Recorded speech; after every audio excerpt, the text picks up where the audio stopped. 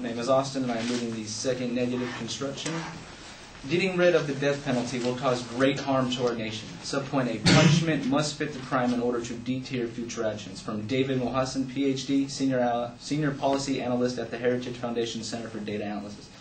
The theory of deterrence is based on the idea that the threat of punishment must be severe enough to counter the benefits of pleasure that the criminal would receive from the crime. In addition, the punishment must be administered swiftly so that potential criminals will see a clear cause and effect relationship between crime and the punishment. When punishment deters potential criminals from committing crimes, it's called a general deterrence. Another kind of deterrence, specific deterrence, refers to the inability of a convicted criminal to commit future crimes. Without deterrent, prisoners are more dangerous.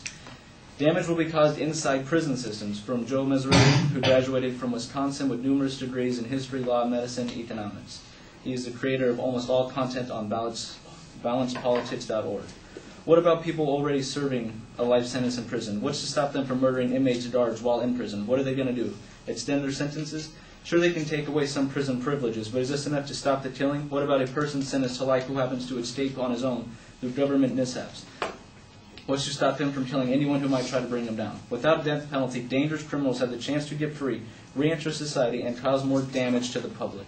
Subpoint C. Murderers, rapists, child molesters, and other sex offenders will continue their crimes, in some cases more severe than before in their history. This is from Joel Cohen, a professor of urban development who attended California, Berkeley, and an internationally recognized authority on global economics and social trends. A study on sex offender and murder recidivism, published in 1994 by the Washington State Institute for Public Policy, offered the following conclusions. Recidivism rates vary among different types of sex offenders, murderers, rapists, and child molesters.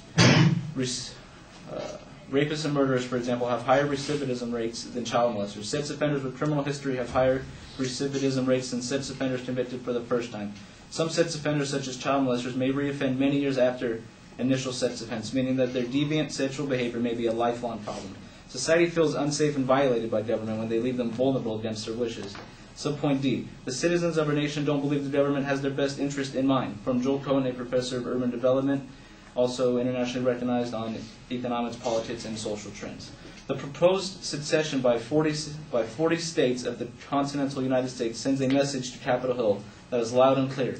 This reaction of the disgruntled and alienated states are voicing the opinions of an ever-increasing, restless, and dissatisfied population that knows our federal government does not have their interest in mind.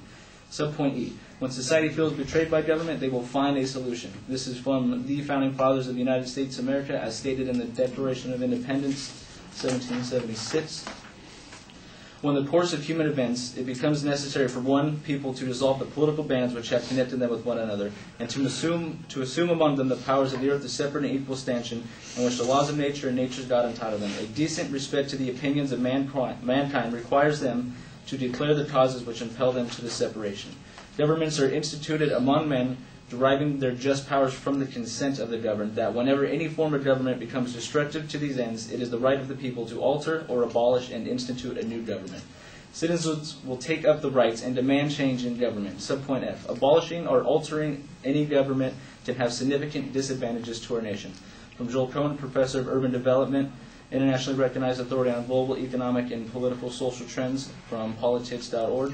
A disadvantage would be that it could put the wrong people into power, like an extremist group. It could also destabilize the country, harming the economy and tourism, and making the country more vulnerable to armed riots in the future.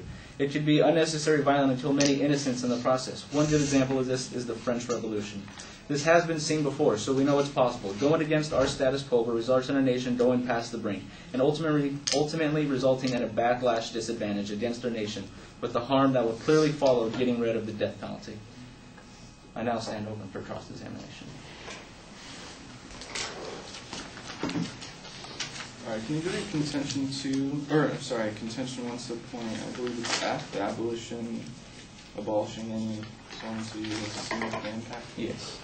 Okay, so you're saying that if we change the death penalty, it could lead to a French Revolution? No. The French Revolution was just empirical evidence to show that it has happened and it is possible and can easily happen again. Well, they must overturn the death penalty for the French Revolution. No, but if the citizens of the nation feel unprotected, violated, they feel that the government is not doing them correctly, then uprisings will So arise. because the death penalty, if they kill an innocent person, I'm assuming that citizens are just cheering for this or something. Yes, if we keep the death penalty. Oh, Are you keep saying it? Oh, yes. okay. So we should keep it, yes?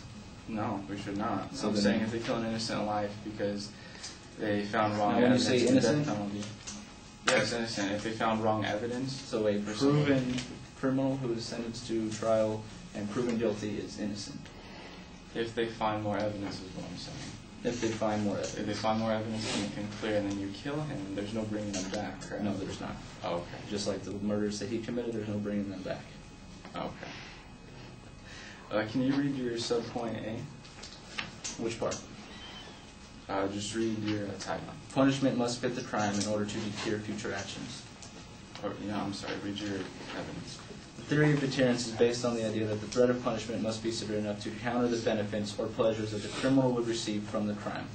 Do you want to read the whole thing? Oh, no, that's fine. So deterrence, why are we going to deter anything? What are we deterring? We're deterring future crimes, future murders, rapists, child Do they have molesting. any evidence supporting that the death penalty deters anything? Yes, I do. And I will bring that up in my rebuttal. Done.